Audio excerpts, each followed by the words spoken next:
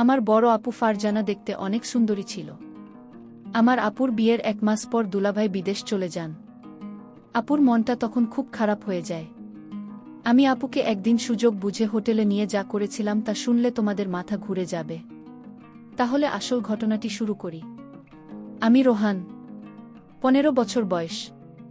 আমার একমাত্র বড় বোন ফারজানা, বয়স 21 বছর। 2 মাস আগে ফারজানা আপুর বিয়ে হয়েছে। দুলাভাই বিদেশে থাকে। বিয়ে করার জন্য 2 মাস আগে দেশে এসেছে। ফারজানা আপুকে দেখে তার পছন্দ হয়েছে, তাই দেরি না করেই তড়িঘড়ি করে বিয়ে করেছে।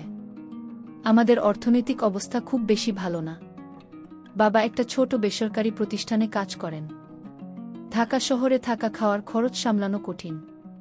তাই দুলাভাই এর মতো একটা ভালো ছেলেকে পেয়ে বাবা আর মা কোনো দেরি করতে চায়নি। ফারজানা আপু বিয়েতে খুব খুশি ছিল। কিন্তু দেখতে দেখতে 3 মাস পার হয়ে গেল, আর দুলাভাইয়ের বিদেশ যাওয়ার সময় হয়ে গেল। বিয়ের 2 মাসের মধ্যেই স্বামী বিদেশে চলে যাবে। তাই ফারজানা আপু ভীষণভাবে ভেঙে পড়ল। তাই দুলাভাই সিদ্ধান্ত নিল যে 1 বছর পরেই দুলাভাই দেশে ফিরে আসবে, আর এই 1 বছর ফারজানা আপু তার বাপের বাড়িতে থাকবে। দুলাভাইয়ের বাড়ি ঈশ্বরগঞ্জ জেলাতে। তাই বিদেশে যাওয়ার 1 সপ্তাহ আগেই ফারজানা আপুকে সাথে নিয়ে ঢাকাতে আমাদের বাসায় চলে আসলো। ফারজানা আপু দুলাভাই আসতে বাবা মা আমরা সবাই খুব খুশি হলাম। দুলাভাই আর ফারজানা আপুর সাথে আমি খুব আনন্দের সাথে সময় কাটাতে লাগলাম। আমাকে দেখে আপু একটা মুচকি হাসি দিল। কাপুর মুচকি হাসিতে আমার সাহস আরও বেড়ে গেল। আমি আপনাকে বললাম, আপু তুমি আমাকে দেখে হাসছো কেন? আপু বলল, ভাই রে, এটা তো হাসি না, এটা আমার অন্তরের কান্না।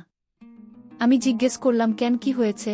আপু বলল, তোর দুলাভাই বিদেশ চলে যাবে, এই কষ্ট আমি হাসছি। আর এই হাসির ভিতরে লুকিয়ে আছে আমার কান্না। দুলাভাই বিদেশ যাওয়ার আগের রাতে আমি যা দেখলাম তা আমি বুঝতে পারছি না। আপুর রুমে কি হচ্ছিল আমি তা দেখেছিলাম, আর আমি তো এখনো ভুলতে পারছি না। গতকালের দৃশ্য আমার মনে পড়তে আমার ভীষণ ভয় লাগছিল। গতকাল রাতে আপু আমাকে কিছু বলেনি, কিন্তু আজকে আমি আপুর সামনে দাঁড়াবো কিভাবে? আজকে আপু আমাকে কি বলবে? এসব ভাবতে ভাবতে আমার মাথাটা আরও ভারী হয়ে আসছিল। তখনই আমার মা চিৎকার করে আমাকে সকালে নাস্তা করার জন্য ডাক দিল। আজকে দুলাভাই বিদেশে চলে যাবে, তাই বাবাও আজ বাড়িতে আছে। আমি আমার রুম থেকে বাইরে এসে দেখি বাবা মা, দুলাভাই আর ফারজানা আপু ডাইনিং টেবিলে বসে আছে। আমি মাথা নিচু করে এগিয়ে গিয়ে নাস্তা করতে বললাম। আমি ভয় করছিলাম যে কখন যেন ফারজানা আপু গতকাল রাতে প্রসঙ্গ তুলে সবার সামনে আমাকে বকা দিবে। কিন্তু তেমন কিছুই হলো না। ফারজানা আপু একদম স্বাভাবিক ছিল। আপুর আচরণ দেখে মনে হচ্ছিল যেন গতকাল রাতে কিছুই হয়নি। আপুর আচরণ দেখে আমি স্বস্তি পেলাম। দুলাভাই বিদেশে চলে গেল। ফারজানা আপু সারাদিন মন খারাপ করে থাকল। সেদিন রাতে প্রায় 12:30টার দিকে আমি আমার রুম থেকে বাইরে এসে দেখি ফারজানা আপুর রুমের জানালা খোলা আর রুমের ভিতরে লাইট জ্বলছে। আমি এগিয়ে গিয়ে আপুর রুমের জানালায় দাঁড়ালাম। জানালার পর্দাটা একটু সরিয়ে দিয়ে দেখলাম আপু বিছানায় বসে বই পড়ছে। আমি জানালায় দাঁড়িয়ে আপুকে দেখলাম। আপনার মনটা ভীষণ খারাপ হয়ে আছে। বই পড়তে পড়তে আপু জানালার দিকে তাকিয়ে দেখল আমি সেখানে দাঁড়িয়ে আছি। আমাকে কিছু না বলে আপু আবার বই পড়তে লাগল। বই পড়তে পড়তে আপু বারবার আমাকে দেখছিল, আর মনে হলো বোন আমার কান্না করছে। আমিও চুপচাপ দাঁড়িয়ে দেখছিলাম। বেশ কিছুক্ষণ পরে আপু বিছানা থেকে নেমে হাতের বইটা টেবিলে রেখে জানালার কাছে আমার সামনে এসে দাঁড়াল। আপু আমার চোখের দিকে তাকিয়ে বলল, কি রে, কিছু বলবি? আমি থতমত খেয়ে বললাম, আপু তুমি ঠিক আছো? আপু সুন্দর একটা হাসি দিয়ে বলল, হ্যাঁ আমি ঠিক আছি। অনেক রাত হয়েছে, এখন রুমে গিয়ে ঘুমিয়ে পড়। আমি বললাম, তুমি কি এখনই ঘুমাবো? আপু বলল, হ্যাঁ। তুইও গিয়ে ঘুমিয়ে পড়। আমি বললাম, আগে তুমি শুয়ে পড় আপু, তারপরে আমি যাচ্ছি। আপু আর কিছু না বলে একটা মুচকি হাসি দিয়ে রুমের লাইট বন্ধ করে বিছানায় শুয়ে পড়ল। আমিও আমার রুমে শুয়ে পড়লাম, কিন্তু কিছুতেই ঘুম আসছিল না। বারবার আপনার কথা মনে আসছিল। আপু দুলাভাই এর জন্য কান্না করছে। সকালে উঠে আবার সব কিছু স্বাভাবিক। দিনের বেলায় আপু কখনো রাতের বিষয়ে কোনো কথা বলতো না। দিনের আপু আর রাতের পুজো সম্পূর্ণ আলাদা। আমিও কখনো দিনের বেলায় রাতের বিষয়ে কথা বলতাম না। এভাবেই আমাদের দিন কাটতে লাগল। দিনের বেলায় আমরা দুই ভাইবোন স্বাভাবিক আচরণ করতাম, কিন্তু প্রতিদিন রাতে আমি আপুর রুমের জানালায় গিয়ে আপুকে দেখতাম। কোনোদিন আপু জেগে থেকে বই পড়তে বা টিভি দেখত, আবার কোনোদিন আমি যাওয়ার আগে আপু রুমের লাইট বন্ধ করে ঘুমিয়ে পড়ত। প্রায় ৬-৭ দিন পরে একদিন রাতে আমি ফারজানা আপুর রুমের জানালায় গিয়ে দেখলাম আপুর রুমের লাইট জ্বলছে, কিন্তু রুমে আপ নাই। আমি রুমের চারিদিকে তাকিয়ে দেখলাম আপু কোথাও নাই। হঠাৎ আপু রুমের বাথরুমের দরজা খুলে গেল। আপু বাথরুম থেকে বাহির হয়ে আসলো। আমি বললাম, আমার ঘুম আসছে না আপু। আপু বলল, বেশি রাত জাগা শরীরের জন্য ভালো না, যা গিয়ে শুয়ে পড়ো। পরের দিন আমার বাবা আর মা সারাদিন চাচার বাসায় থাকবে, রাতে ফিরবে। আজকে শুধু আমরা দুই ভাইবোন বাসায় থাকব। তখনই ফারজানা আপু আমার রুমে এসে বলল, কি করছিস রোহান? আমি বললাম, কিছু না আপু, এমনি বসে আছি। আপু বলল, আজকে কি তোর কোনো কাজ আছে? আমি বললাম, না আপু, আমার কোনো কাজ নাই। আজকে সারাদিন আমি তোমার সাথে গল্প করব ভেবেছিলাম, যদি তুমি ব্যস্ত না থাকো। আপু বলল, ও আচ্ছা, তাহলে তুই গোসল করে ফ্রেশ হয়ে আমার রুমে আয়। আমি বললাম, ঠিক আছে আপু, আমি গোসল করে তোমার রুমে আসছি। আপু চলে যেতে আমি তাড়াতাড়ি গোসল করে আপুর রুমে গেলাম। আপুর রুমের দরজা খোলা ছিল। আমি আপুর রুমের ভিতরে ঢুকে দেখলাম আপুর রুমে নাই। খেয়াল করলাম আপনি। আমি পাশের রুমে চলে গেলাম, সেখানেও আপু নাই। তাহলে আপু কোথায় গেল? আমার ভীষণ চিন্তা হচ্ছে। হঠাৎ লক্ষ্য করলাম আমার রুমাপর গলার আওয়াজ আসছে, মনে হচ্ছে চিৎকার করছে। আমি অবাক হয়ে গেলাম, কিসের চিৎকার আসছে আমার রুম থেকে। আমি আমার রুমে যেতেই দেখলাম রুম ভিতর থেকে লক করা। আমি জানালার পাশে গেলাম, গিয়ে দেখলাম সেখানেও জানাল করা। আমার মন চাচ্ছে জানালা ভেঙে ঘরে ঢুকে পড়ি। কি হচ্ছে রুমে? আমার বোন এমন চিৎকার করছে কেন? আমি কোনো উপায় না পেয়ে দরজা ভাঙার চেষ্টা করলাম, কিন্তু দরজা কিছুতেই ভাবতে পারছি না। অনেক চেষ্টার পর দরজা ভেঙে ফেললাম। দরজা ভেঙে রুমে ঢোকার সাথে সাথে যা দেখলাম তা দেখে আমার মাথা ঘুরে গেল। একটি ছেলে রুম থেকে জানালা দিয়ে পালিয়ে গেল। তাদের অনেক বুদ্ধি। আমি দেখলাম জানালা দিয়ে যেন পালাতে পারে সেই জন্য আগে থেকেই প্রস্তুত করে রেখেছে। আমি আপুকে জিজ্ঞেস করলাম, আপু তোমার রুমে কি ছিল? আপু বলল, সেই জবাব কি তোকে দিতে হবে?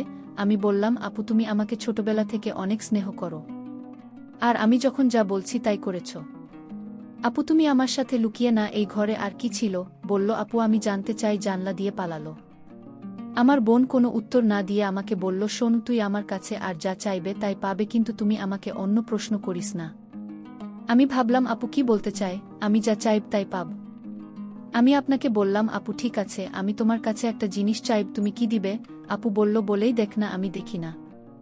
আপুকে কথাটা বলতে আমার খুব ভয় হচ্ছিল। আমি আমতা আমতা করে বললাম, আপু আমি তোমাকে নিয়ে দূরে কোথাও ঘুরতে যাব। আমি বাড়িতে তোমাকে আমার মনের কথাটা বলতে পারবো না, দূরে গেলে বলতে পারবো। আপু বলল, কত দূরে যেতে হবে? আমি আপনাকে বললাম, কক্সবাজার গেলেই হবে। আমি মনে মনে চিন্তা করলাম, আমার ভাইটা আমার কাছে কি এমন চাইবে যে কথাটা বাড়িতে বলতে ভয় পাচ্ছে। আমি ছোট ভাইয়ের কথায় রাজি হয়ে গেলাম। আমি তোর সাথে ঘুরতে যাব। আমিও জানতে চাই আমার ছোট ভাইয়ের মতো একটা কি।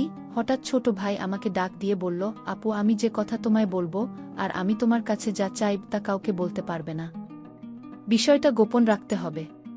প্রমিস কাউকে বলবো না। তাহলে এখনই বলে ফেল, কি বলবি? আমার কাছে কি চাস? আপু আমি আগেই বলেছি আমি বাড়িতে বলতে পারবো না, তোমাকে কক্সবাজার নিয়ে তারপর বলবো। ঠিক আছে আমার লক্ষ্মী ভাই, তাহলে চল আজই আমরা কক্সবাজার চলে যাই। আপনার কথা শুনে আমার খুব আনন্দ লাগছে, আমার অনেক ভয় লাগছে। তাহলে চলো কালই আমরা কক্সবাজার চলে যাই। পরের দিন সকালে আমি আর আমার আপুকে নিয়ে কক্সবাজার রওনা দিলাম। আমরা সকল 8টায় বাড়ি থেকে কক্সবাজারের উদ্দেশ্যে নিয়ে রওনা দিলাম। আমরা প্রায় রাত 8টায় কক্সবাজার গিয়ে পৌঁছালাম। সারাদিন গাড়ির জার্নিতে শরীরটা আমার অনেক ক্লান্ত হয়ে গেছে। আমার চোখের পাতা কিছুতেই খোলা রাখতে পারেনি। আমি ঘুমিয়ে পড়লাম। মানে আমার আপু ঘুমিয়ে গেল। আমি আপনাকে বললাম, আপু কিছু খাবে না? আমি বাহির থেকে খাবার নিয়ে আসি। আপু বলল, না আমি কিছুই খাব না। উত্তর, ইচ্ছে থাকলে তুই হোটেল থেকে খেয়ে নে। আমি বললাম, আপু তোমাকে রেখে আমি কি খাইতে পারবো? আপু বলল, ডিস্টার্ব করিস না, আমি ঘুমাব, তুই যা পারিস না করে। বেন বেন করিস না, কাল কথা হবে, এখন ঘুমাও। আপুকে ঘুমের মধ্যে অনেক সুন্দর লাগছিল। আমিও ক্লান্ত শরীর নিয়ে ঘুমিয়ে পড়লাম। পরের দিন সকালে ঘুম থেকে উঠে আমরা সমুদ্র সেকতে ঘুরতে গেলাম। সারাদিন ঘুরলাম। এবার আপু আমায় প্রশ্ন করল, আচ্ছা রোহান, তুই কি ভুলে গেছিস? তুই আমাকে কেন কক্সবাজার নিয়ে আসি? আরে আপু, ভুলি নাই, আজ রাতে বলবো। আপু, যদি তুমি আমার কথা না রাখ তাহলে আমি কিন্তু এদিনের রাতের ঘটনা ফাঁস করে দেব। আপু তখন আমার দিকে রাগান্বিত চোখে তাকিয়ে বলল, রোহান, আমি কিনা করেছি তোর কথা রাখব না? তারপর সন্ধ্যা হয়ে আসছে। আমি আপনাকে বললাম, আপু চলো হোটেলে যাই। রাতের খাবার হোটেলে খেয়ে তারপর আজ আমরা হোটেলেই থাকব। আপু তখন বলল, হোটেলে কেন? এখানে তো দুই ভাইয়ের ছোট ভাইয়ের বাসায় থাকতে পারি। আর আমরা তো গতকাল এখানে ছিলাম। আমরা কেন শুধু শুধু তথা ভাড়া দিয়ে হোটেলে থাকব? আমি বললাম, হোটেল না থাকলে যে আমার মনের কথাটা বলতে পারবো না আপু। আপু তখন বলল, ঠিক আছে, তুই যা বলবি তাই হবে। তারপর আমরা একটা হোটেলে গিয়ে উঠলাম। আমি আপুকে যে কথাটা বলব সেই কথা শুনে আপু কি আমার প্রতি রাগ করবে? আমি এসব চিন্তা করছিলাম। আপু আমায় বলল, রোহান, তুই কি চিন্তা করছিস? আমি আপনাকে বললাম, আপু আমি যে কথাটা বলবো তা শুনলে তুমি রাগ করবে না তো? আপু বলল, আমি কতবার বলবো আমি রাগ করব না। আমি কাউকে কিছু বলবো না, তুই নির্ভয়ে আমাকে তোর মনের কথা বলতে পারিস। আপনার কথা শুনে আমি কিছুটা সাহস পেলাম। আমি আপনাকে বললাম, আপু আমি ছোটবেলা থেকেই তোমাকে অনেক পছন্দ করি।